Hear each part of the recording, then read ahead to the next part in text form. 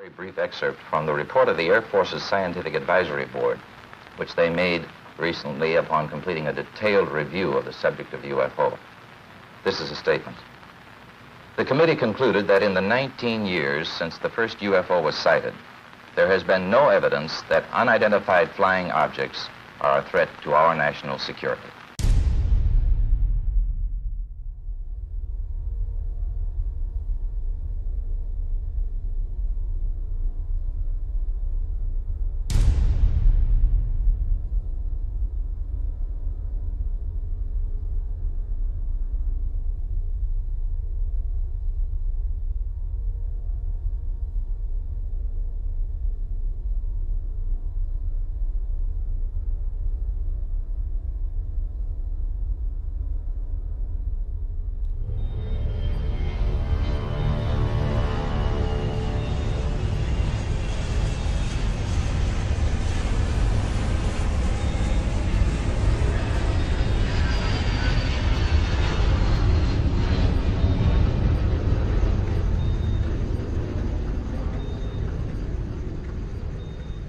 And I took a camera that was set up with an 18A ultraviolet filter on a Super 8mm color camera, and I set the camera to expose at 2 frames a second so that I'd get some endurance out of the small roll of Super 8 film. I took it up in an airliner between Long Beach and San Jose, and I fired it out through the airliner window with the 18A filter over the camera, and there were UFOs coming and going to the side of the airliner during the flight. And on takeoff from San Jose, one of them warped around the wing of the aircraft and is seen at 2 frames a second on this film. I always hoped that people would take this up because I did publish it, but there just wasn't any ambition to penetrate into the invisible.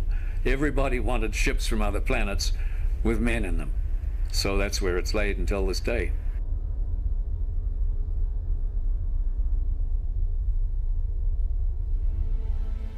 There are 3 events in UFO history that have made this motion picture possible. In the 1950s, Trevor James Constable unlocks one of the mysteries of UFOs. With the aid of infrared photography, he discovers the fact that some UFOs are invisible. By using infrared film in his cameras, he discovered UFOs that exist in a light spectrum that cannot be seen with the naked eye or photographed with conventional cameras. This opens a whole new aspect in the documenting of UFOs, and his discovery reveals some UFOs may be living creatures. He calls them critters. In 1994, Jose Escamilla discovers a phenomena called rods, a life form invisible to the naked eye that we had never seen before. He also develops a technique for filming these life forms that exist in the realm of the very fast. He calls it sky fishing, using high-speed shutter settings on camcorders. In 1995, NASA stops airing live broadcasts from shuttle missions after UFO footage has been made public, creating a controversy about how much NASA really knows about their existence. Looks like you got an object right in front of you, Mark. Can you look out there? I'm not sure what you're talking about. Never mind. That same year, Martin Stubbs begins recording what will be 5 years and over 2,500 hours of uninterrupted live broadcasts from NASA's own downlink. Today, we have digital camcorder technology that enables us to capture UFOs in full color, high-resolution video. Invisible UFOs can now be captured in broad daylight by anyone. 2 camcorders of the same make and model are set up side by side.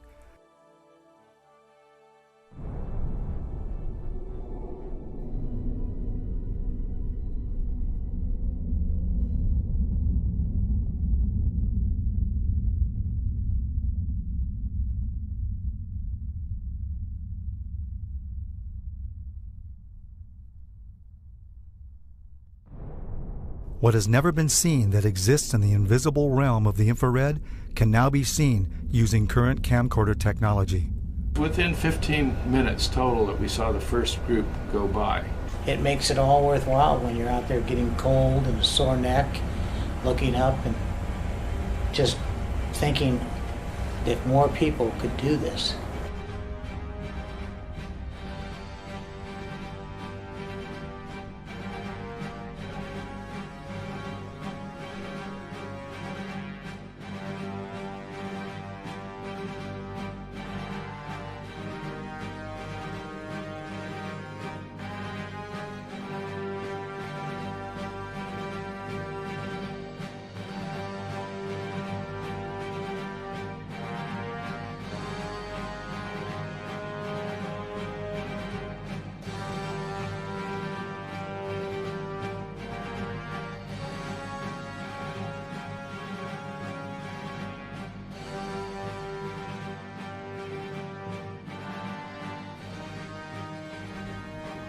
Using this new technology for filming UFOs invisible to the naked eye, someone out there will eventually capture the best UFO or ROD footage ever.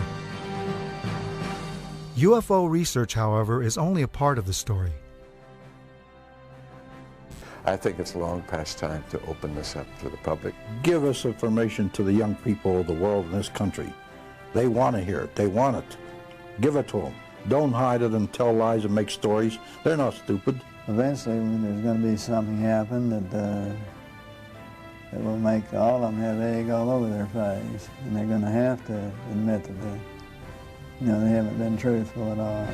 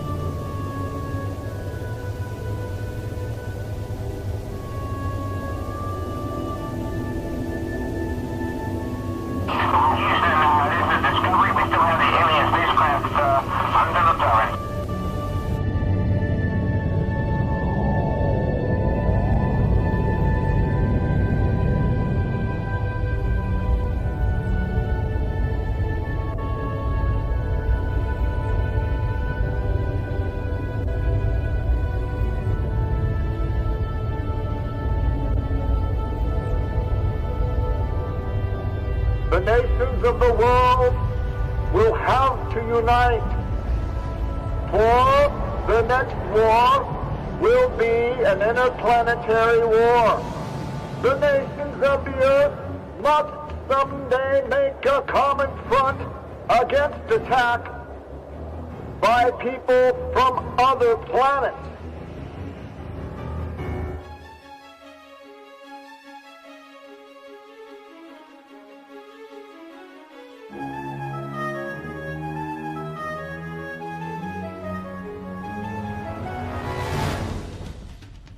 Anti-aircraft guns went into action against unidentified aircraft in the Los Angeles area, ordered by the 4th Interceptor Command at 2:25 a.m.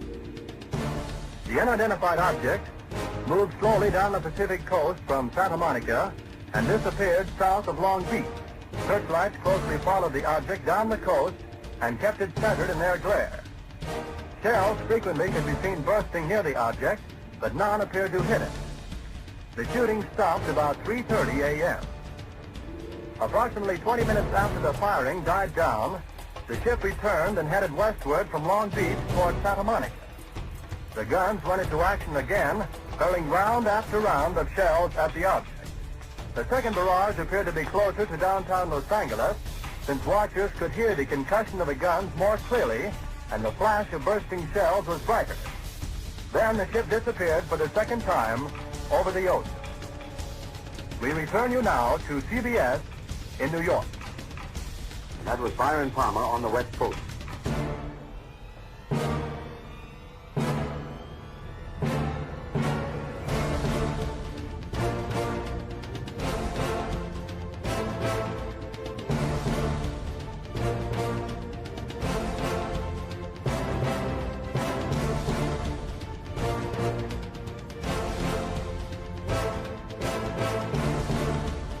The Battle of LA was the first time that our military actually fired upon a UFO.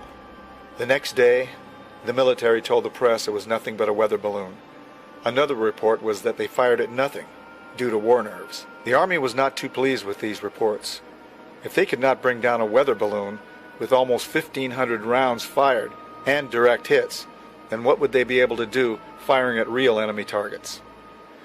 This was the first time official denial was put into motion regarding UFOs. This was 1942, only a few months after Pearl Harbor. Our distinguished guest for this evening is Dr. Willie Lay. Well, now, is our own government, our own Defense Department, taking the flying saucer report seriously? They have to. After all, the Air Force, which is the one which is investigating, is charged with the defense of our skies. So if there's anything in the skies which they don't know and cannot account for, it makes them understandably uneasy. Major Donald E. Kehoe, a retired Marine Corps officer, insisted that the Air Force knew more than it was telling. We are being observed by some type of device which is ahead of us, far ahead of us, and is probably controlled by a highly advanced superior civilization. It has reached the point where many people in the Air Force have the same conclusion. In fact, the Air Force at one time had a top secret estimate that these things were interplanetary spaceships. Right now, if you report having seen a flying saucer, you open yourself up to ridicule too, which is something which is deplored by the Air Force. In other words, members of our audience who might, for one reason or another, see a flying saucer can make the reports to the Air Force and be rendering a service now, yes, and not invite ridicule. Instead of being a subject for ridicule and a big joke, actually is a serious matter which could affect the lives of all of us. Actually, most people who report a UFO sighting are patriotic citizens who have been mystified by something that they've seen, and through a patriotic sense, report it to the local law enforcement officials or to the United States Air Force base near them. The first reports were brought in by quiet and sober citizens, like Frank Manor. I looked north of me, and looked like a fallen star.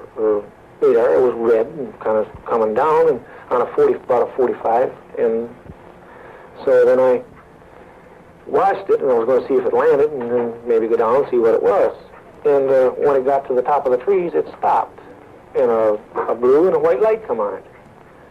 And I looked at it, and I thought I was seeing things. Frank Manor's UFO remained over his swamp for more than 4 hours. His children saw it, his in-laws saw it, residents of the area saw it. And I saw it looked to be shaped like a pie. I couldn't see the front of it. I just saw the round front, and I could see the light on either side. I just wanted to stay there and keep my eyes glued to it. I couldn't leave. But I can't fathom it because it seems so unreal. William Van Horn, Hillsdale's undertaker and civil defense director, also spotted the UFO and was with his Geiger counter the next day, checking a mysterious perfect circle where the UFO had been seen.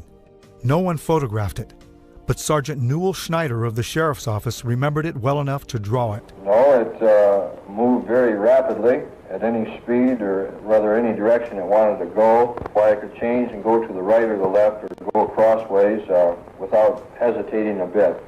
What do you think it was? Well, if they call it a flying saucer, that's what it is.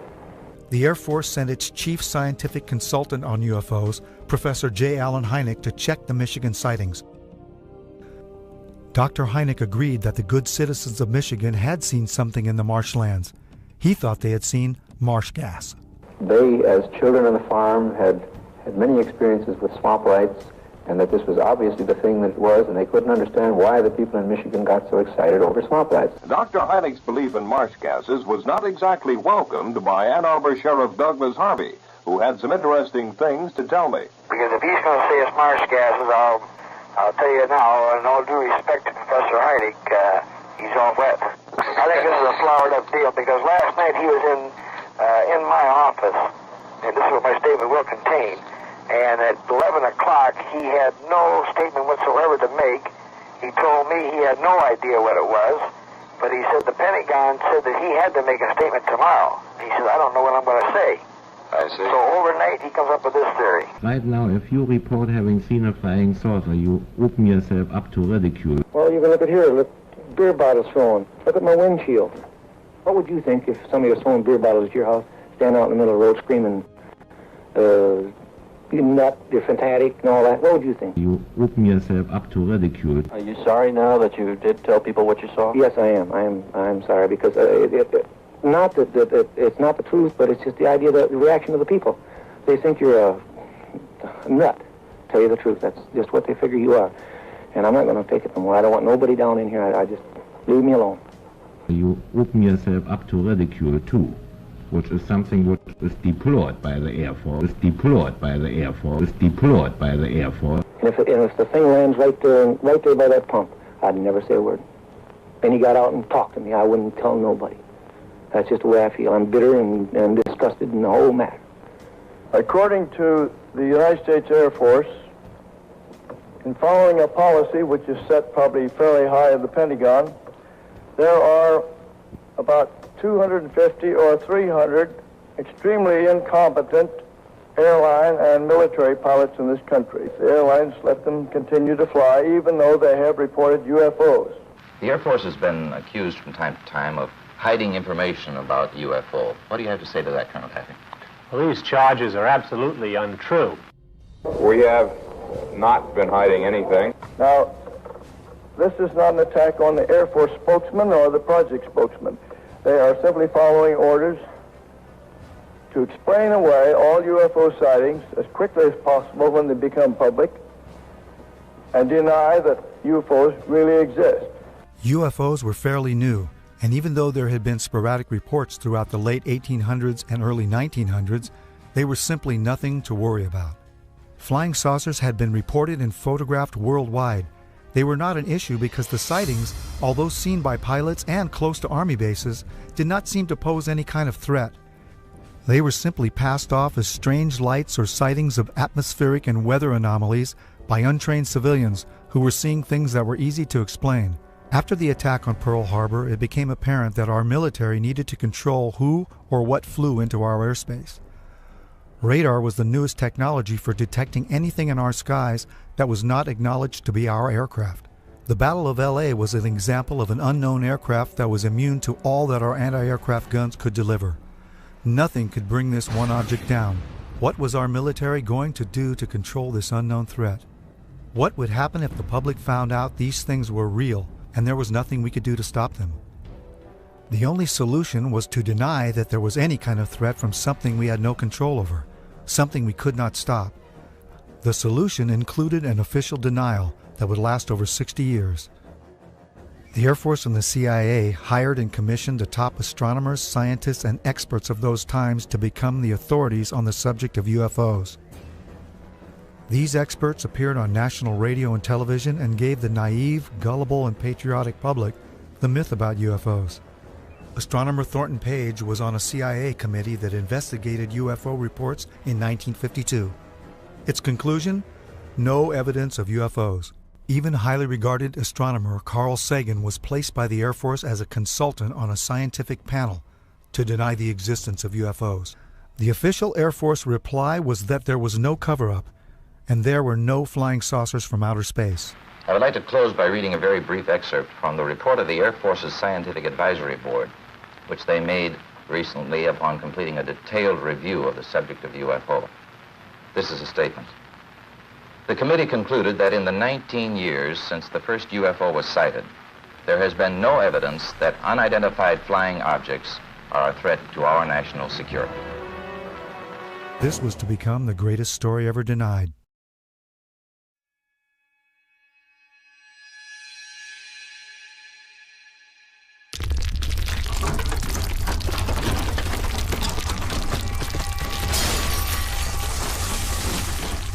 Like many other people in the Los Angeles area, my brother and I were devastated by the Northridge earthquake. I was awake that morning making final edit decisions on a film that we had been working on for the past year. Our film and video editing studio was destroyed, so we had to finish cutting the film at one of the labs in Burbank. We didn't realize that the earthquake was only the beginning of what would become one of the many life-changing events that were about to unfold. We decided to go home and visit our family for a while before coming back and starting all over again. We went back to Roswell, New Mexico, which is our hometown, and a couple of months later we filmed the first broad daylight footage ever taken of UFOs over the Roswell area. We compiled an enormous archive of broad daylight UFO activity at Midway, which is where we all grew up, and which is located just 9 miles south of Roswell. Midway is also the place where the rods phenomenon was discovered.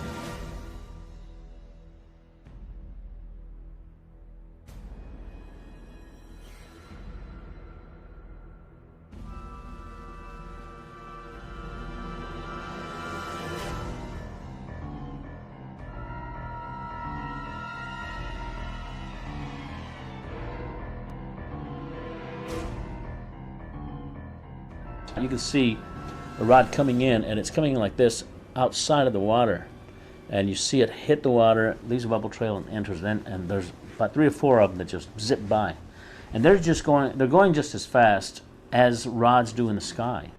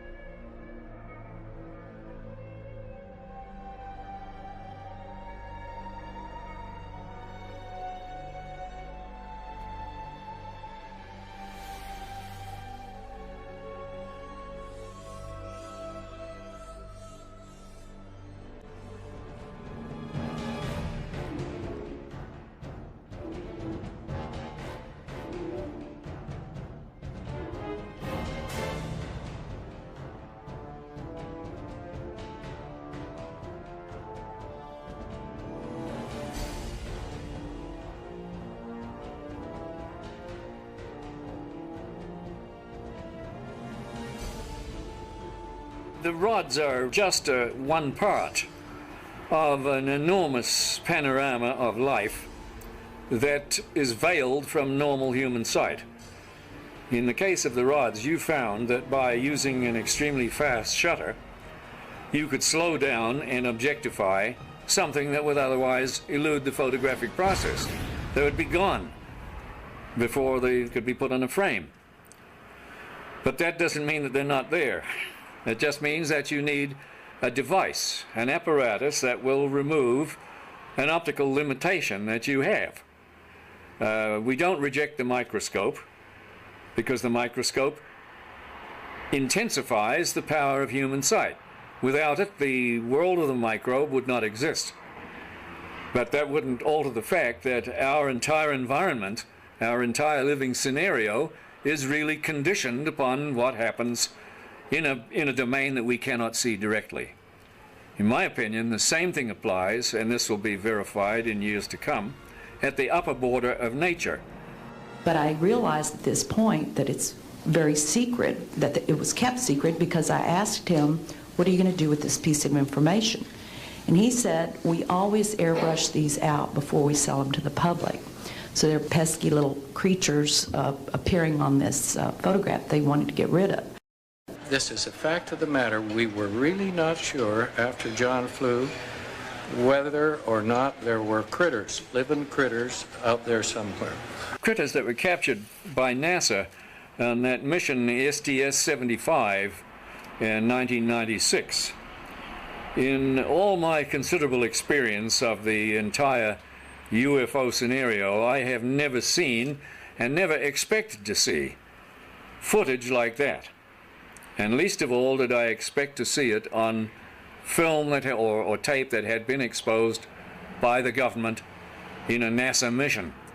The shuttle Columbia in this mission was equipped with a very sophisticated and expensive ultraviolet camera. It was sensitive to the near ultraviolet. And when they were up at 300 miles above the atmosphere, they launched from the Columbia a small satellite with a tether. Not long after it was launched, the tether broke. We'll record steadily the whole break and coil back to the tether. Copy, Claude. We go. Again, this is a view of the satellite. Well, if it had to break, it did it in the right place. And you see on this astonishing film, you see the satellite go drifting far astern of this orbiting Columbia. The tether, which is 12 miles long, straightens out into a long white line, which you can see as plainly as could be. Columbia and the satellite now 77 nautical miles apart. Now, while this is all going on, a whole covey of UFOs, perhaps 36 of them, manifest to this ultraviolet camera, and they begin moving around, circulating, looking for all the world like something in an aquarium tank. The satellite, again, just moving into sunrise. Now, Houston, of course, down on the ground, is getting this feed from the Columbia, and they ask the astronauts in the shuttle, what can they see? What is it they can see? You guys getting the image? Franklin, we see a long line, a couple of star-like things, and a lot of things swimming in the foreground. Can you describe what you're seeing? Well, the long line is a tether, and there's a little bit of debris that kind of flies with us. It is like a brilliant white bar. It looks like a neon sign, and it's 12 miles long. Now, what this does is give you a sort of cosmic ruler by which you can get an idea and an estimate of the diameter of the UFOs that are flitting around down there. Now, when you see them go behind the tether, that means that you can use that tether like a ruler to measure their diameter. And those things that are down there going behind the tether are between 2 and 3 nautical miles in diameter.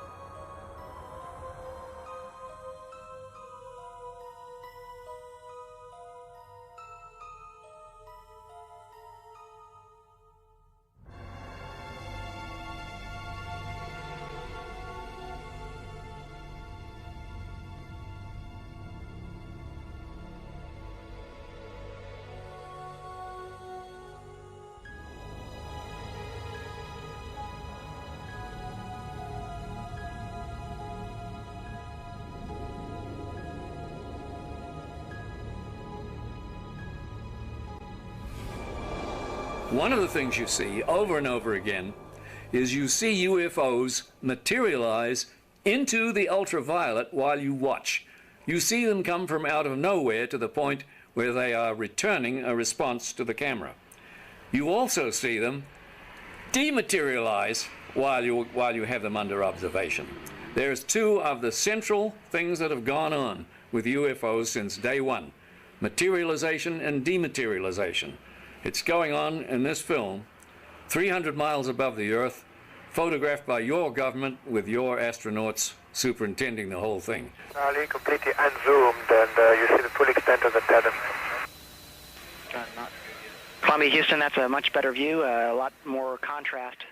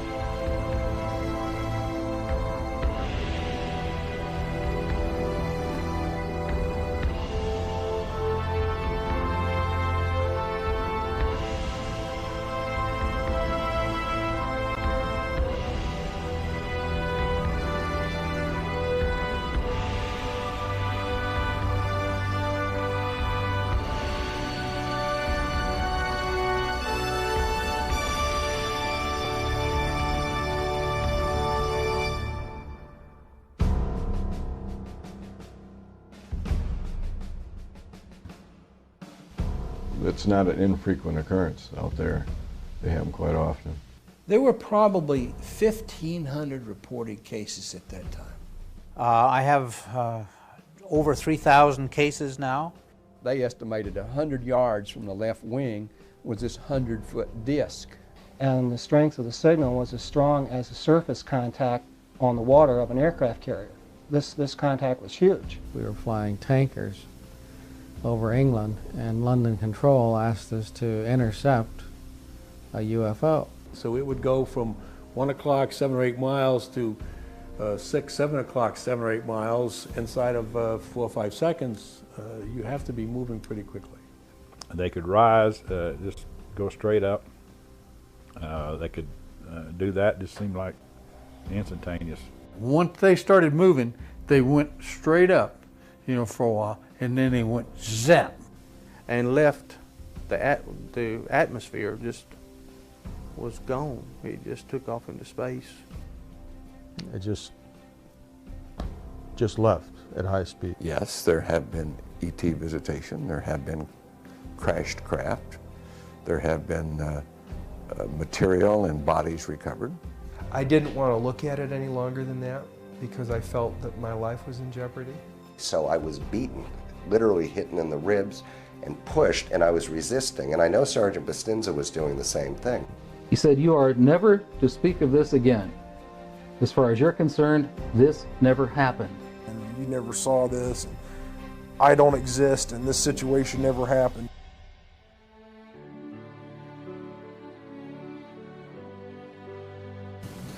We are here today to disclose the truth about a subject that has been ridiculed and questioned, denied for at least 50 years. The reason we are coming forward now is that we are asking for the U.S. Congress and for President Bush to move towards an official inquiry and disclosure on this subject. Morning, ladies and gentlemen. My name's Clifford Stone. I was a Sergeant First Class, United States Army. My name is Dwayne Arneson. I served 26 years as a communication electronics officer in the U.S. Air Force. My name is John Callahan. I'm a retired FAA employee. I was the division manager for the Accidents Evaluation and Investigation Division. My name is Don Phillips. I was in the United States Air Force and had worked with certain intelligence agencies of the United States government. These are people who have been inside the CIA, NSA, NRO, Air Force, Navy, Marines, Army, all divisions of the intelligence and military community, as well as corporate witnesses, contractors to the government. My name is Dan Willis. My name is George Filer III. My name is John Maynard. My name is Donna Hare. My name is Carl Wolf. My name is Harlan Bentley. My name is Mark McCandlish. And these are folks who have been involved in so-called black budget or covert unacknowledged projects. These unacknowledged special access projects are taking in at least $40 to $80 billion per year. And they are sitting on technologies that can change the world forever. My name is Charles L. Brown. My name is Michael Smith. My name is Robert Solis. My name is Carol Rosen. I have had grown men weep who are in the Pentagon, who are members of Congress, and who have said to me, what are we going to do? And I'm prepared to tell the story in front of Congress, and it is the truth. And I will testify under oath before Congress that what I'm saying is the truth. I'm prepared to go to Congress, to swear before Congress that everything I've told you people and everything that is here is the truth. These men and women have come forward and they have their credentials, they can establish who they are, and they have been first-hand witnesses to some of the most important events in the history of the human race. I'm willing to testify to the truth of all these matters that I've spoken about this in front of Congress under oath. I'm willing to testify before Congress that what I'm saying is true. And I am prepared to testify in detail concerning these events and their truthfulness before Congress. These statements are true. I'm willing to testify under oath before Congress. That I will testify under oath as to what I say is true, and I will do so before Congress. I will testify before Congress if necessary and explain exactly what happened. And I will testify before the Congress under oath about everything I have said and more. I have personally briefed a sitting director of Central Intelligence, James Woolsey, President Clinton's first CI director. I have personally briefed the head of the Defense Intelligence Agency, the head of Intelligence Joint Staff, members of the Senate Intelligence Committee, many members of Congress, members of the European leadership, the Japanese cabinet, and others. And what I have found is that none of them are surprised that this is true, but they are uniformly horrified that they have not had access to these projects. A lot of people talk about conspiracies over a shadow government. I'm willing to testify before Congress that these black operations do exist. I nearly became part of it. But I saw the light, I think. Or was it? And I got out. And that's it. We have to disclose what we know. And I am willing to testify before Congress under oath, or before any other organization, that what I witnessed was true. This whole project of bringing this out in the open will probably take other people too. But myself, I'm 73 years old, and I've had a good life and no regrets, and I've loved this country, and I've been a Christian all my life since I was about 11 years old, and so I believe God wants this known, and I believe the cosmos wants this known. I know we're not alone in the universe. I know that the absence of evidence is not evidence of absence. It's evidence that has been denied to the American people.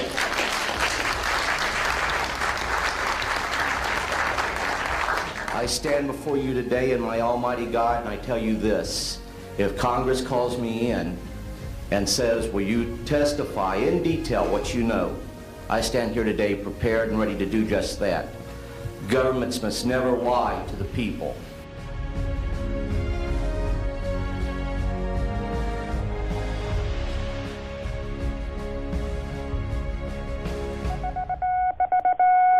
Headline edition, July 8, 1947. The Army Air Forces has announced that a flying disc has been found and is now in the possession of the Army. Army officers say the missile, found sometime last week, has been inspected at Roswell, New Mexico, and sent to Wright Field, Ohio, for further inspection. The whole project was get as much information and technology out of these crafts as fast as they could, and to steer the news media off on some crazy idea that these sightings were created by college pranks and balloons and meteorological problems. And a lot of the information was siphoned off by the CIA and the National Security Agency and people at ONI, Office of Naval Intelligence. It was the first time I'd ever seen anything like this before, and all eyes were just peeled on that particular thing. And when he told us what it was was frightening. It was eerie. There, you could have heard a pin drop in the room when it was first mentioned. Well, he said it had been taken from one of the craft that had crashed in New Mexico, and that it had been taken from a box of materials that the military was working on. They didn't use the word reverse engineering at that time, but it was something similar to the reverse engineering that they felt like they needed to work on, and it was going to take years to do this. I was a duty officer that night, and I went to the veterinarian section, and one of a sergeant I knew very well was sergeant of the guard that night. I told him, Sarge, how's everything around here? And he said, fine, sir. I told him, you know, they told me to be careful to watch this area because you have a sense of something sensitive here. He said, you want to see it, sir? I told him, yeah, let's go look. And I knew this sergeant very, he was a master sergeant. I went back, and there was 5 crates there, like 5 or 6, I think it was 5. I lifted one up, and here's this body there and floating in fluid. First I thought it was a child because it was small. Then I looked at this head and all, right away, and this was only happened in a matter of seconds. Then I put the end back down, and the head was different, the arms were spindly, the body it was gray. So right at that moment I figured, I don't know what this thing is. So like in intelligence business, I just better put it in the back of my head here and wait till maybe in the future I get corroboration so I can evaluate what it is. Curtis LeMay started to open up and talk about what he told me about Roswell and the crash that had occurred, and he told me that he was aware that it wasn't ours, it wasn't the military's, the Air Force or the Army or the Navy, and that was highly strange, was a highly strange vehicle that crashed. And he said, I'm going to tell you something. He said, but if you say that I told you, I'll swear I never even mentioned it to you. I said, no problem. And he said to me, you know I'm a member of General Douglas MacArthur's security guard. He says, I'm on my way to the States for TDY. He said, I'm going to tell you something. General Douglas MacArthur was very familiar with the Roswell incident, the crash material, and also the bodies, because he himself has seen them. There I started getting the autopsy reports. I started getting other crash reports, the artifacts I got. And I did get one time a report that NSA was getting signals from space, which were not just space noise or or unscrambled or something you couldn't read. They were really very perfect and looked like something was guiding them. There was a real message, but we were never able to decode it. This was a very coordinated message. It wasn't space noise or just noise coming. It was a pattern. The one person I happened to meet and took quite a shine to, and he to me, was a Dr. Adolf Raum. Just a little background on him, he was from Switzerland originally. He was on the first A-bomb test in the U.S. He knew Dr. Oppenheimer personally, and just a fine, fine gentleman. One night after supper and after a few martinis, I jokingly asked Adolf, I said, what do you know about the little gray men that are supposedly on ice here at Wright-Patterson? And I can distinctly recall his face turning ashen white. His voice got very stern, and he said, Arnie, he says, all I can tell you is that they were not weather balloons, and we will not talk about it again. You understand?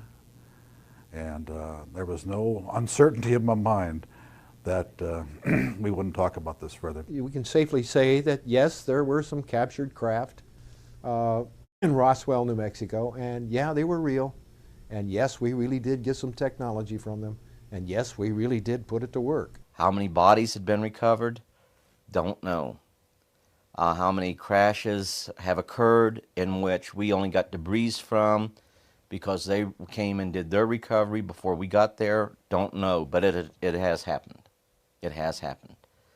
When they have problems, just like we send out a distress call, they send out a distress call, which is something that a lot of people don't allude to or don't even, it's the one question that's never asked. But here again, we think of them as something intangible, like that stuffed animal there. But they're living, breathing creatures, as mortal as you and I. They think, they have loves, they have likes, they have dislikes, they have social culture. This is so important to try to make people understand that that is the case. There were more crashes than Roswell, but people don't understand is that there was one in 1948 and there was another one in 1949. The radar testing in New Mexico was the cause of a lot of them that were crashing, and high-powered transmitters, when they would get too close to transmitters, it would interfere with their guidance control and they would just crash. And other craft that crashed, we had shot them down. As an example of some of our precision, we have here a photo of an object re-entering the Earth's atmosphere. Through our programs, we were able to predict a precise time that this was going to happen and notified a particular agency who then went out with a camera and was able to obtain this photograph. What altitude? This is just entering the Earth's atmosphere somewhere around 400,000 feet. We've been successful. We crashed in White Sands, New Mexico. We tracked it. We were tracking it at the time, and we were successful in damaging it enough where it crashed.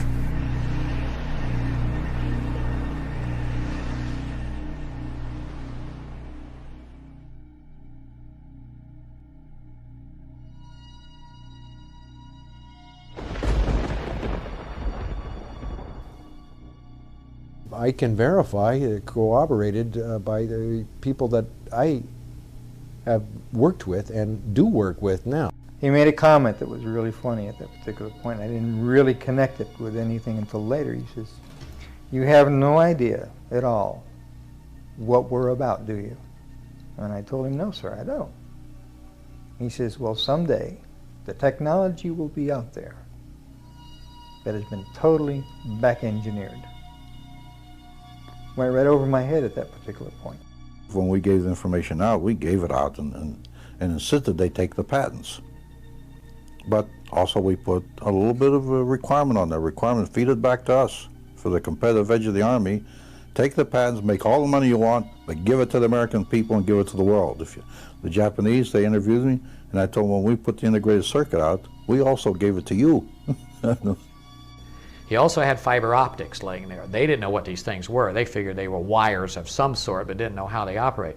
The interesting thing that shows you that we have not achieved the point of where these fiber optics are is my dad would also hold them in his hand, and when he closed his hand around them, the ends would be glowing. So this means they contain their own energy. Okay, well, why would you need a fiber optic system in a spaceship? Well, okay, if suddenly everything in the vehicle suddenly becomes mass canceled, and even the electrons become mass canceled, it means that all of the telemetry that's going through your system is going to go out of haywire. It's going to be like suddenly the system goes through a phase change and everything's superconducting. Why use fiber optics? Because photons have no mass, supposedly. So they're unaffected.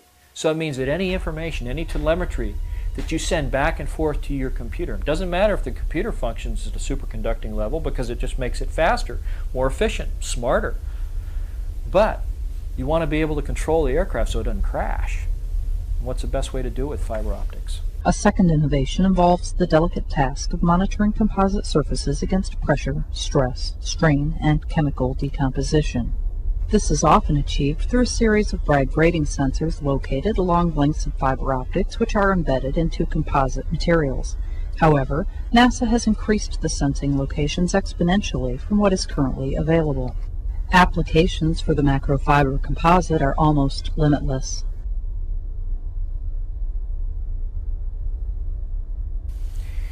They had a big black curtain that divided the hangar into two different areas, and that behind these curtains was another big area, and inside this area they had all the lights turned off, and they go in, they turn the lights on, and here are 3 flying saucers floating off the floor. No cables suspended from the ceiling holding them up, no landing gear underneath, just floating, hovering above the floor. Deanne Divis with United Press International. Could you please address the vehicle that there was a drawing displayed of? Why would this vehicle be on display at an air show? There was one facility at Norton Air Force Base that was close hold. Not even the wing commander there could know what was going on. He said there were 3 vehicles. The first one, the smallest one, the one was partially taken apart, the one that was shown in the video that was running in this hangar, November 12, 1988 at Norton Air Force Base, was about 24 feet in diameter at its widest part, right at the base of that flange. And during that time period, throughout my career, it was always rumored by the pilots that that was a cover for, in fact, a location of one UFO craft. And they had little exhibits. They had a TV, a little videotape running showing the smallest of the 3 vehicles sitting out in the desert, presumably over a dry lake bed at someplace like Area 51. And it showed this vehicle making 3 little quick hopping motions like that, and then accelerating straight up and out of sight until you couldn't see it, and completely disappearing from view in just a couple of seconds. Yes, there was craft there. I've talked to others that have worked on it. There's different levels there. And the reason for that location was folks that could come out, land at Norton, play golf, be part of a golf tournament and so forth, and during that process could go by the facility and actually see the UFO. So obviously, this is a vehicle that not only is capable of flying around through the atmosphere, but it's also capable of going out to space and collecting samples. And it's using a type of propulsion system that doesn't make any noise. As far as he could see, it had no moving parts, didn't have any exhaust gases or fuel to be expended. It was just there, hovering. In a few instances, I can say there are clearly over-unity electromagnetic devices, things that produce more electrical energy out than in. This is an alien reproduction vehicle, and just to be clear, this means that it is based on advanced anti-gravity and zero-point energy propulsion systems. The next biggest one was 60 feet in diameter at the base. There are corporations such as SAIC, Lockheed Martin, Northrop, and others that deal specifically with this issue, with advanced energy and propulsion systems connected to UFOs.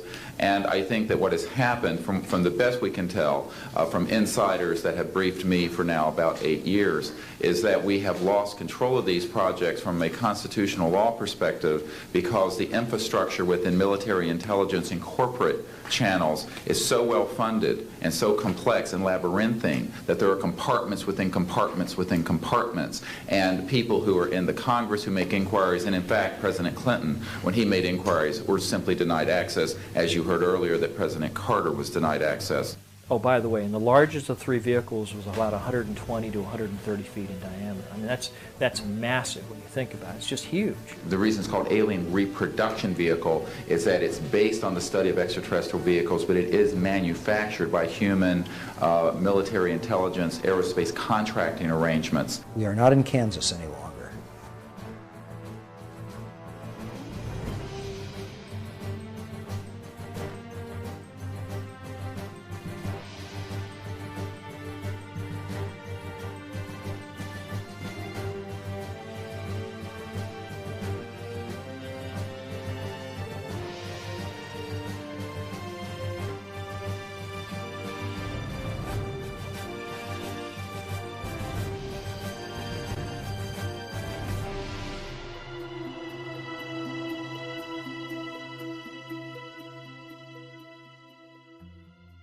Brad said that in this exhibit at Norton Air Force Base that a 3-star general said that these vehicles were capable of doing light speed or better. I think they made a mistake at Roswell. Rather than admitting it, they covered it.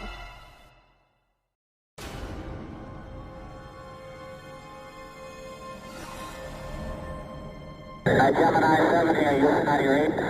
Last clear, 7, go ahead. Approach you at 10 o'clock high. This is Houston, say again, 7? I said we have approach you at 10 o'clock high. Roger. Gemini Control here again. The reference in that conversation was bogey.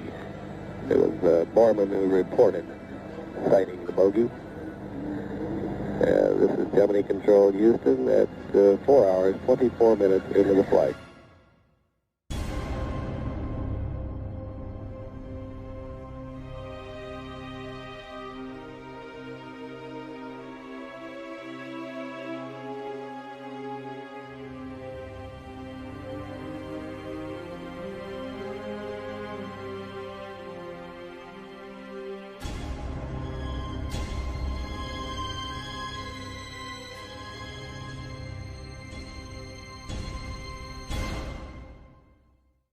Our moon is an object that exists in our immediate space. For years there have been anomalies recorded such as mysterious lights, flashes, and objects that have been seen by astronomers here on Earth. NASA released a compilation of these recorded reports prior to the first moon mission. In 1962, Carl Sagan spoke on the possibility of discovering alien artifacts on the moon, stating that forthcoming photographic reconnaissance of the moon from space vehicles, particularly the far side, might bear these possibilities in mind.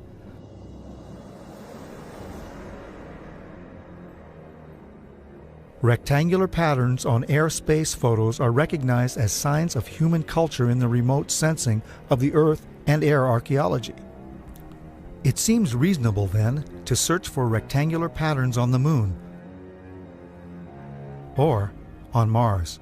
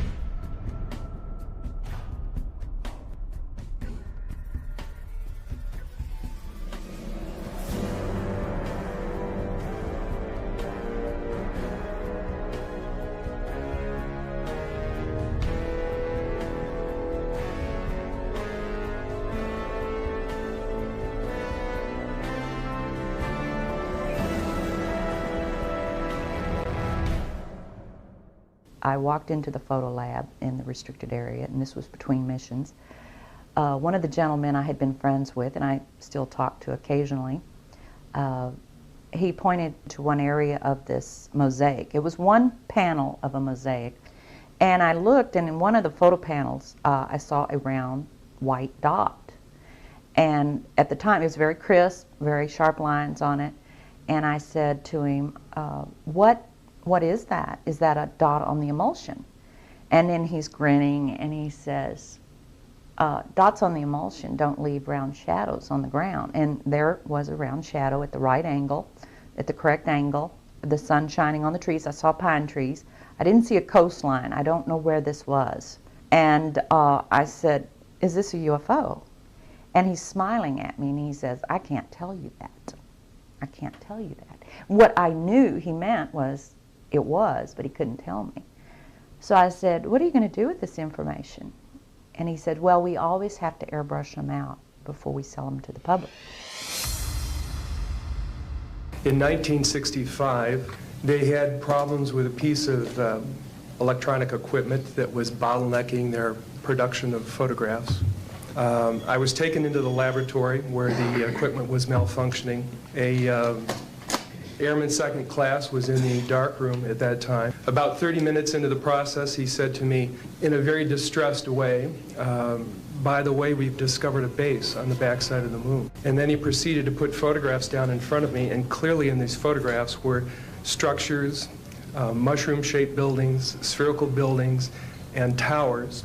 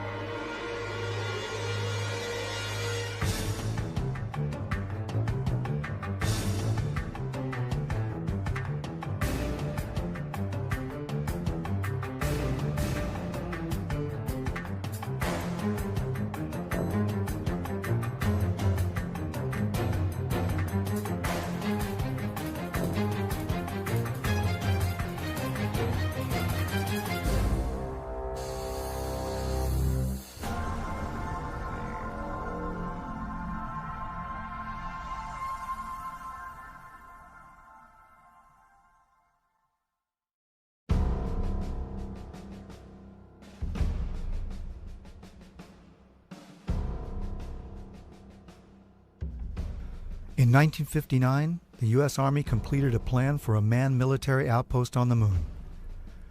The Horizon Lunar Outpost was said to be necessary to protect United States interests on the moon, to conduct moon-based surveillance of the Earth and space, to act as a communications relay and to serve as a base for exploration of the moon. The permanent outpost would cost $6 billion and become operational in December 1966 with 12 soldiers. The base would be defended against Russian overland attack by man-fired weapons. The Apollo program began only 2 years after the Horizon report, but a moon base would not have been established earlier than the 1970s. During the discussion of UFOs, the question ultimately is going to come up, can any government keep secrets, let alone the U.S. government? And the answer to that is unequivocally yes. People in high-level government have very, very little, if any, information, valid information about this. Most have no more knowledge than the man in the street. There's always been what they call the need to know. They keep pretty much each organization an island unto itself. I looked at him and I was pretty startled because I'd worked out there several years and never seen anything like this, never heard of anything like this. I had a top secret crypto clearance, and I could go into areas where my commanders, some commanders could not even get in. He was a civilian, but had done a lot of work with NASA on a lot of committees and what have you. And I think his problem was the fact that he hadn't heard about this. They can't get in there because they don't have the need to know, even though they have the same clearance as the guy that gets to go in there. He knew that he was very important because he was on a lot of committees in NASA. And since he was very important but hadn't heard about this thing, this couldn't be true. The UFO secrets can be kept secret from other people who have the same security clearance. And then he said a very curious thing. I wouldn't believe it even if it was real. This is a direct quote from his email to me. I would not believe this even if it was real. And the truth is, they have hidden things like UFO and extraterrestrial information from us for years. Not just the current era, but back before the 1900s. There's about 38 levels above top secret. The highest is cosmic. That's, okay, I'll tell you right off now, that's UFOs, aliens, and particleization. Now, like you heard a while ago, there's only probably about 25 people in the world that know things that are known at that level. No president has had that level, has ever been cleared for that level. Eisenhower was the closest. Eisenhower wanted somebody to be in charge. He tried the CIA director, and it didn't work. CIA was working primarily for itself. Most of the intelligence directors of the services were working for themselves. What happened was Eisenhower got sold out. I think that he realized that all of a sudden this matter is going into the control of corporations. He realized that he was losing control.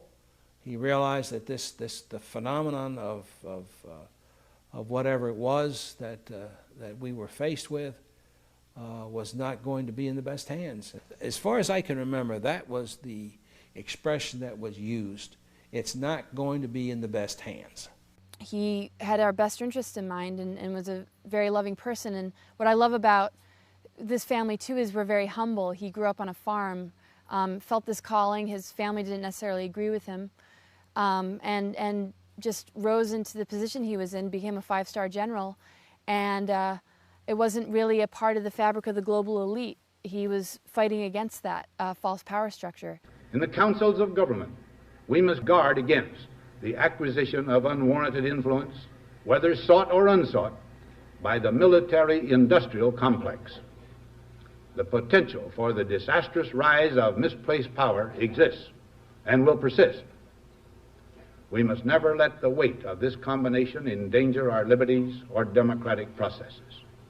We should take nothing for granted. Only an alert and knowledgeable citizenry can compel the proper meshing of the huge industrial and military machinery of defense with our peaceful methods and goals. And so it was organized under the name, the NRO. You couldn't mention NRO. NRO, National Reconnaissance Office. Basically run by the Air Force. The Reconnaissance Office, from my understanding of people that I've had contacts with since I retired, has taken on a lot more responsibility, particularly towards UFO and extraterrestrial activities. You could say that they picked up where Blue Book dropped off. If you're on that level, there's an organization worldwide called ACIO. That's Alien Contact Intelligence Organization. If you pay your dues and you follow the rules, you can benefit, your government is allowed to benefit from that organization's information. Henry Kissinger headed some sort of a study group back in the 50s to study the ramifications of this information if it had leaked through a credible source. In fact, Jimmy Carter was not brought into the loop. They, for some reason, the group, the control group, they don't trust the guy for some reason.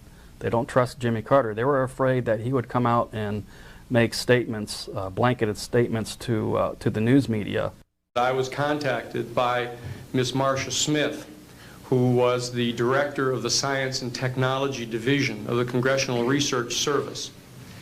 She asked to meet with me, and I met with her, and she informed me that President Carter, upon taking office in January of 1977, held a meeting with then the Director of Central Intelligence, who was George Bush Sr., and demanded that the Director of Central Intelligence turn over to the President the classified information about unidentified flying objects and the information that was in the possession of the United States intelligence community concerning the existence of extraterrestrial intelligence.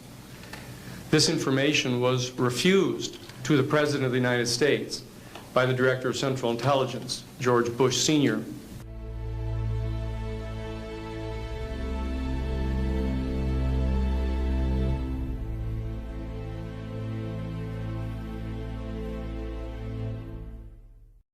He told us we could not talk about this to anyone, including any of the other crews, our spouses, our family, even amongst each other. So we could not discuss this at all.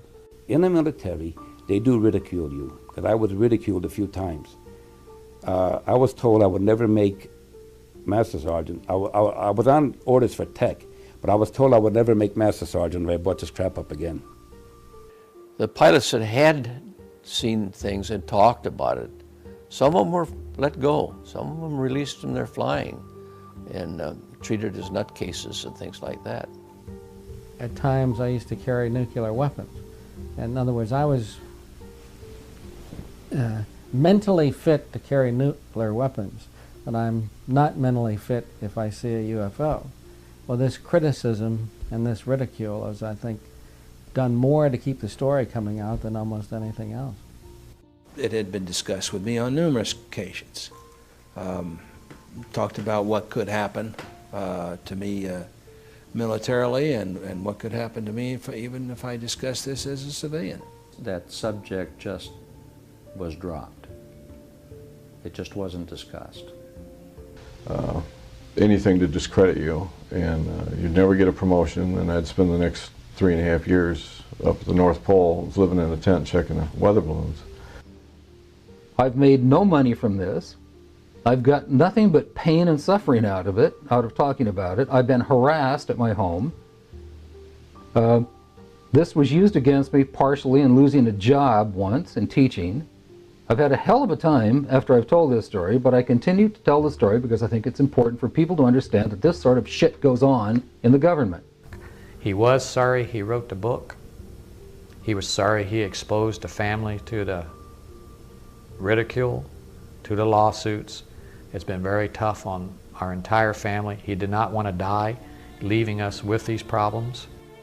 Just hope that the future people such as yourself and me will know what to do with this type of knowledge that this man brought forward. I do say that he is the first man to come forward in a high capacity.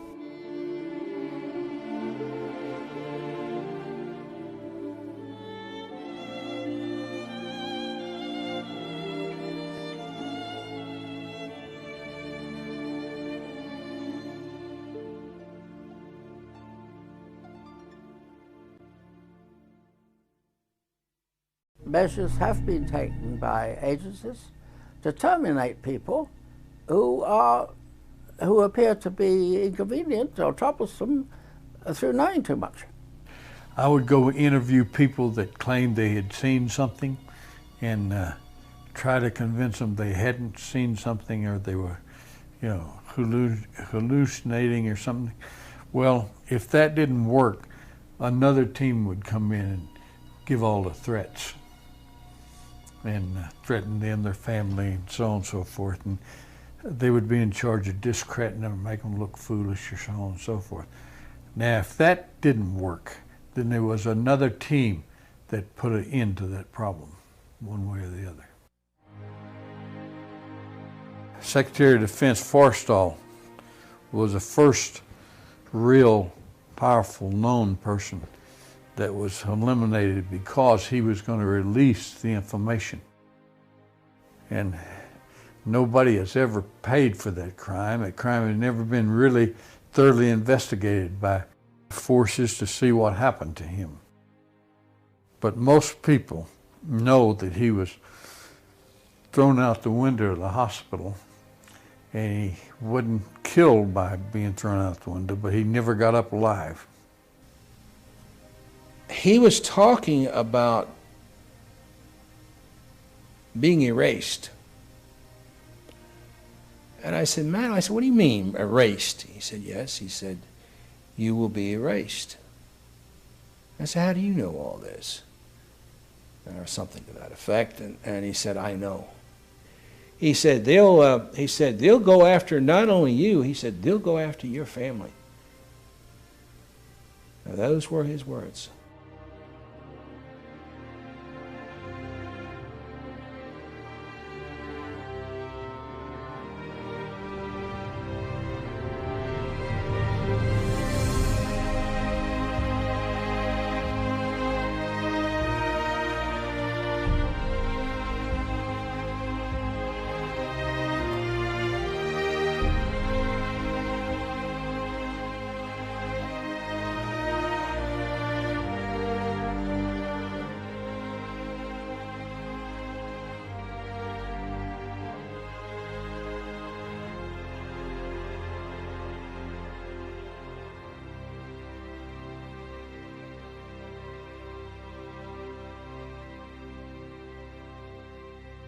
And they're yelling at me, and they're hollering and cursing, and you didn't see anything, and we'll do you and your whole goddamn family. And they're it was basically that for about 8 or 9 hours. These guys, they're just off on their own.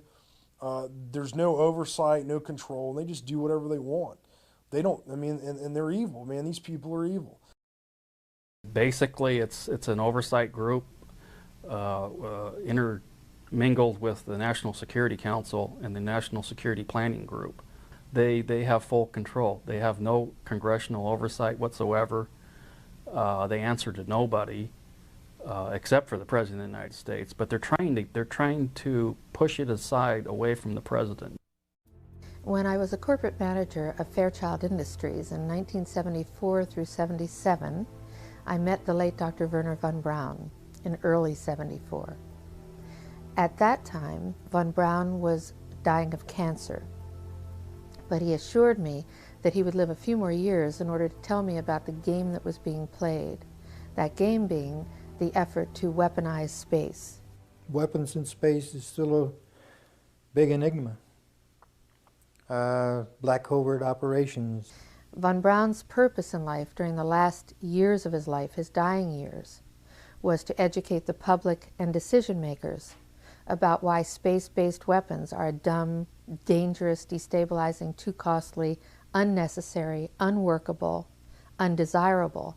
The strategy that Werner von Braun taught me was that first the Russians are going to be considered to be the enemy. In fact, when I met him in '74, they were the enemy, the identified enemy. We were told that they had killer satellites. We were told that they were coming to get us and control us, the dirty commies, that whole story. First, the Russians were the enemy against whom we're going to build space-based weapons. The ballistic missile defense system is probably a pipe dream in the sense that if what it's designed for is that you know where it's coming from. And when we had Russia, there was a 50-50 chance that you knew about where it would be coming from. In 1977, I was at a meeting in Fairchild Industries in a conference room called the War Room. And in that room were a lot of charts on the walls with enemies, identified enemies, names that people had never heard of, names like Saddam Hussein and Gaddafi. But we were talking then about terrorists, the potential terrorists. No one had ever talked about this before, but this was the next stage after the Russians against whom we were going to build space-based weapons, these terrorists. They wanted a weapon system they could put in space that would stop a ballistic missile. That was the concept. This is 1977, and they were talking about creating a war in the Gulf region when there was $25 billion in the space-based weapons program that yet had not been identified. It wasn't called the Strategic Defense Initiative, at least, until 1983.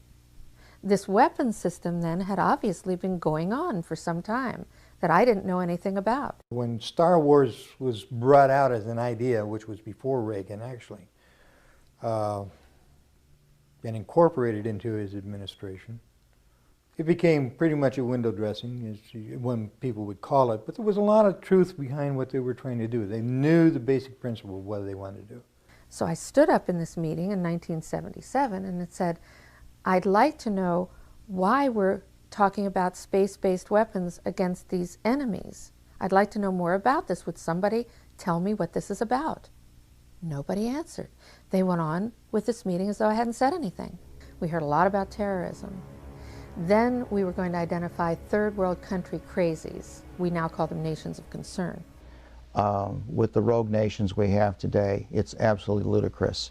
But he said that would be the third enemy against whom we would be needing to build space-based weapons. And the next enemy was asteroids. Now at this point, he kind of chuckled the first time he said it.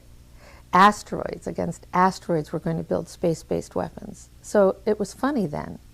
And the funniest one of all was against what he called aliens, extraterrestrials. That would be the final card.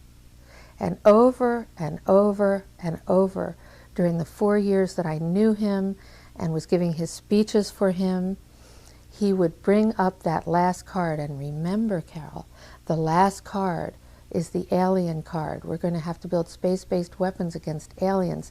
And all of it, he said, is a lie. Well, if they were hostile, my own knowledge is, and feeling, I don't know about all of them, is that we could have been, with their weaponry as it might be used, it could have destroyed us a long time ago. If beings can travel in time-space, then anything we would put in orbit as a weapon would be like going against Genghis Khan with a firecracker. Now, some would like for us to believe and like to develop the idea that the aliens and people are our enemy now, but that's not true. I noticed the satellite's positionings. I said, now this is supposed to be a system that tracks radar anomalies on Earth, right? You know, the whole thing, the movement. Yep, that's what it does. And I said, so why are half of them pointed towards the outer space? Towards the moon, towards areas that are just blank space. I have concluded that I'm fighting against the clock, that I have but a short time to try to convince people that we are moving in an avenue where we are going to militarize space. As a result of militarizing space, we are going to acquire new technology. We're going to evolve new technology. Well, at least half of those satellites you got up there aren't looking at Earth. He had received several transmissions from the Pentagon and from other satellite monitoring stations of the NSA that they were tracking ETVs, extraterrestrial, that stands for extraterrestrial vehicles. I said, what are they looking for? He says, well, you got to have need to know about that. We put nuclear weapons out in space as a line of defense, and we was ready to blow them up if they started in. He didn't mention a timeline, but he said that it was going to be speeding up faster than anybody could possibly imagine. He saw an object floating nearby. We took several pictures of it. It's fairly small. We just heard that in the process of poring over that heat shield, they found 3 more objects floating in close proximity to the space shuttle Atlantis. There you go, 1, 2, and 3. Unclear what those are, maybe a 4th there. Unclear what those are. Could be ice, could be little pieces of harmless debris. Worst case scenario, could be parts of the heat shield, and that is why NASA is concerned. So it's very hard to identify what those little things might be.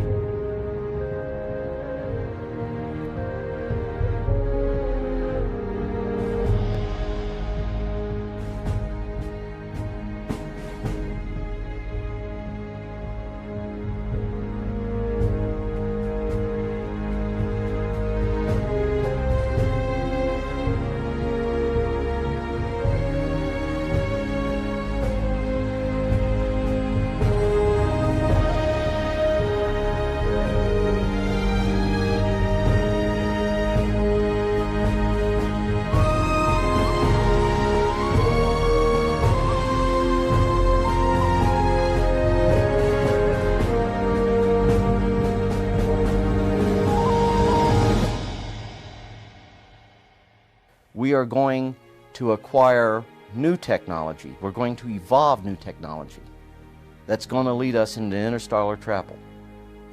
As a direct result, we will become a threat to them unless we spiritually grow also. And in a memo that I wrote to President Bush, I've stated that this campaign will persist until our goals are met, and they are as follows. That we have open, honest hearings on the subject in the U.S. Congress, that there be a permanent ban on the weaponization of space or the targeting of any objects of extraterrestrial origin, that there be a full and complete study of classified technologies connected to this subject, specifically technologies connected to UFO and extraterrestrial vehicles, if declassified and used for peaceful energy generation and propulsion, would solve the looming energy crisis definitively. You don't need cars unless you got an internal combustion engine.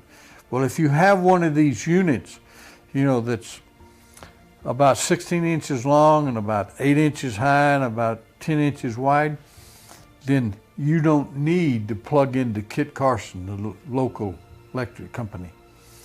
It burns nothing, no pollution, okay? It never wears out because there's no moving parts. In the top, our news here at 6 o'clock, an age-old dream becoming a reality. A local inventor has discovered a way, hear this, to use water to run your car. It's a major breakthrough that will no doubt make motorists happy. And as Ralph Robinson explains, the Pentagon is also showing lots of interest in this project. Water has always been considered a precious commodity, but Stan Meyer's invention may make it even more valuable. He has developed what's called a water fuel cell. It has taken the place of his old gas tank. The water fuel cell breaks down water molecules into oxygen and hydrogen. The hydrogen is used to run his dune buggy. I don't care if you use rainwater, well water, city water, ocean water. If you don't have any fresh water, go ahead and use snow. If you don't have any snow available to you, then use salt water because there's no adverse effect to the fuel cell. Meyer started working on this project 4 years ago. He's not a scientist. He isn't even a chemist. In fact, he never graduated from college. Myers was determined, he says, to design something to protect this country from oil embargoes. And we have calculated that if we take the dune buggy from Los Angeles to New York, we would roughly use 22 gallons of water. The Pentagon flew a lieutenant colonel in last week to look at Meyer's invention. There's talk of possibly using it in the Star Wars defense program and to run army tanks. Myers is currently perfecting a water fuel cell for cars. It will cost about $1,500. He says it won't need any maintenance, and you won't have to replace it. It'll be at least 2 years before the fuel system goes into mass production. The day it happens will be one the fuel industry hates, but it'll put a smile on the face of those who've had to say at one time or another, fill her up.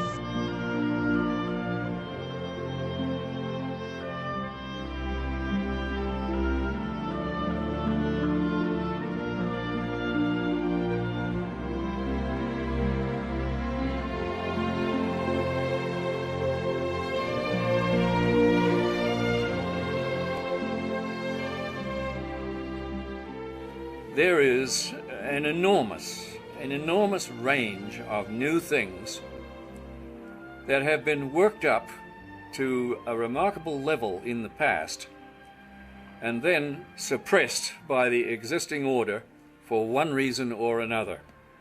Either they're incompatible with classical ideas, or they upset strong financial interests, or whatever it may be. In the past, great things have been done by gifted humans. They are, in a sense, the vehicles of God Almighty in bringing this stuff into the world. And none of it has ever reached public use and public currency because of this dictatorship of the knowledge systems of the world. Video, and in particular projects like this one we're on now, they reveal that you can do to these seemingly ancient discoveries what was not possible or feasible 50 years ago. It was simply beyond technical capabilities, and the means of distributing what you discovered were all in the wrong hands. Nowadays, the internet has put all that to bed. You can't do that anymore. You know, humanity is going to have information no matter what. So I see in the things that I know about and have been personally involved with a great horizon for producing an endless series of productions like this that will bring this stuff out of the limbo where they've been shoved and into the full light of day, where some of the bright young people who are now on the earth can make them into blessings for mankind.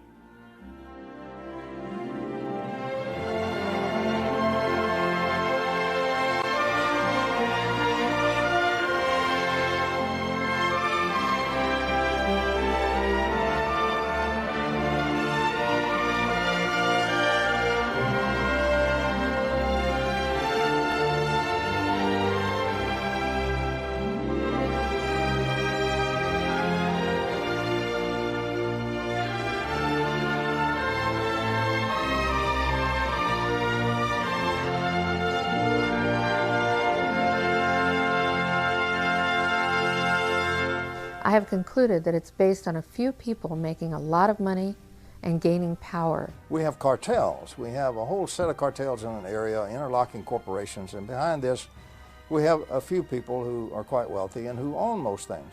It's about ego. You know, everybody's trying to be the big monkey. It's really as simple as that. Who's control of petroleum of the world? A lot of people think that Iraq, Iran, and so on and so forth. They don't. We control it. Us and the British interest and the world interest. Well, some people refer to this the secret government. I would say that in terms of profiting from the status quo, big oil, there are certain geopolitical and financial infrastructures that would not welcome a definitive replacement to the fossil fuels. So what we get is the great Armageddon everybody's been dreading. It's about a few people who really are playing an old, dangerous, costly game for their own pocketbooks and power struggle. People in power right now don't want us to know is that this free energy is available to everybody.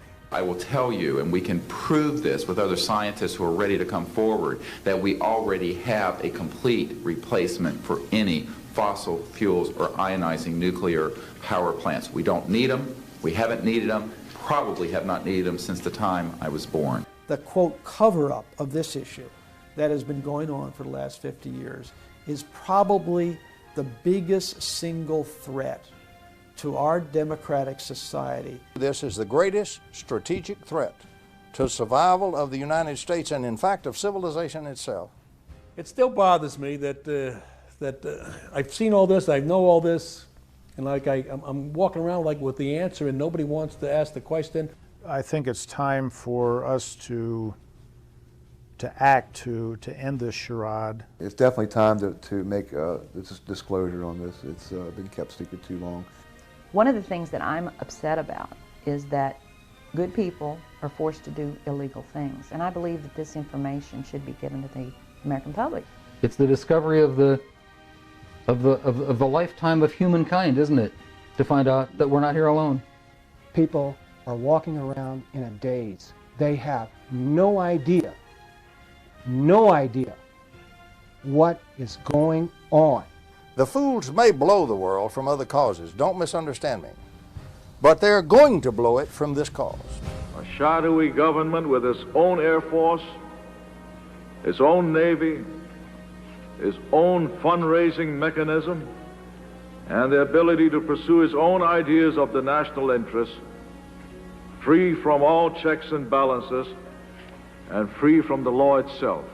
Whatever activity is going on, to the extent that it is a clandestine group, a quasi-government group, a quasi-private group, it is without any type, as far as I can tell, of high-level government oversight.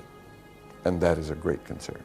We have contact with aliens not originating from some foreign country, but from some other solar system.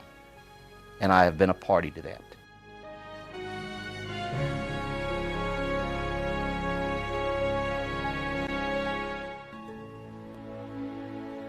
Houston, Apollo 8, over. Hello, Apollo 8. Loud and clear. Roger. Please be informed there is a Santa Claus. That's affirmative. He is at that point to know.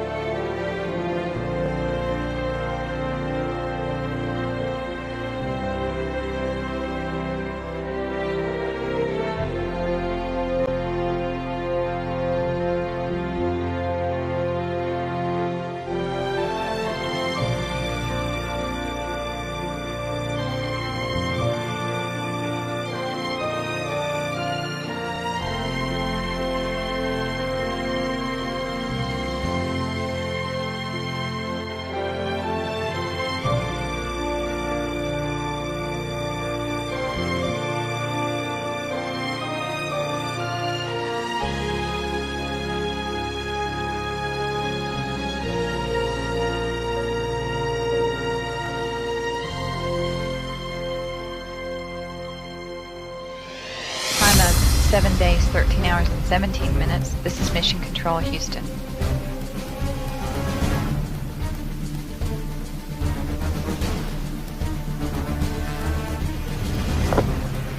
The Mir space station is now visible on the far left-hand side of the screen, about an inch from the bottom of this particular picture.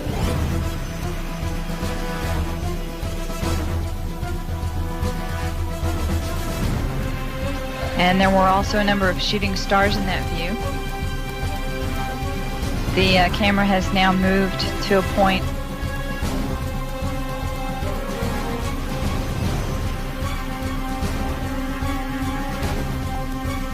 Okay, the Mir space station is the small flashing light in the center, about an inch from Camera Charlie on the left-hand side of the screen. It's slowly Tally ho on the camera. It is slowly moving closer to the left-hand side and is it has a very light flashing to it. We think on the middle of the screen, way to the left-hand side.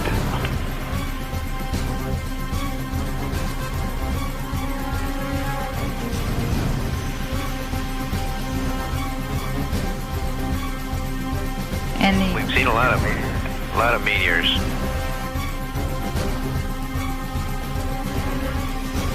The streaks that are shooting across the screen are meteorites. In other words, shooting stars.